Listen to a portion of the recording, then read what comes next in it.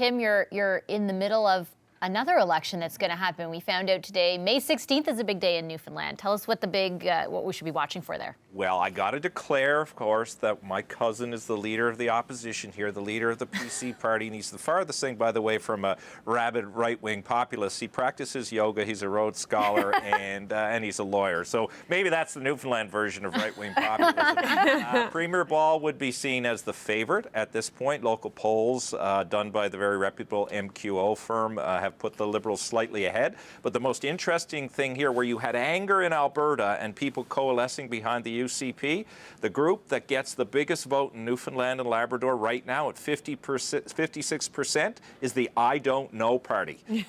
Huge undecideds here, which means I think the Conservatives and the Liberals both have a shot at winning. History would suggest it's Balls, but different issues will play out here. You won't see the rabid populism play itself out here, but you will hear a lot about the relationship with Ottawa and how investments ought to be made. It's interesting to see how Ball has kind of taken the arc of his last 4 years, right? He started off with a very austere budget. It was really hard. Remember him making cuts to libraries and all these new taxes. And now the budget he just introduced yesterday, or his finance minister introduced yesterday, was filled with baubles and trinkets, including some kind of smoke and mirrors kind of stuff around the Atlantic Accord, kind of eliminating their deficit by money that might not come back for decades in the future. But the one thing I would want to mention is beyond Tim's cousin, Chess, and Mr. Premier Ball, there's also another character, and that's Alison Coffin, who is the leader of the NDP there. But what's so interesting about it is that she's only been in the job for 6 weeks. So 6 weeks in the job. Quick learning curve. Yeah, quick learning curve,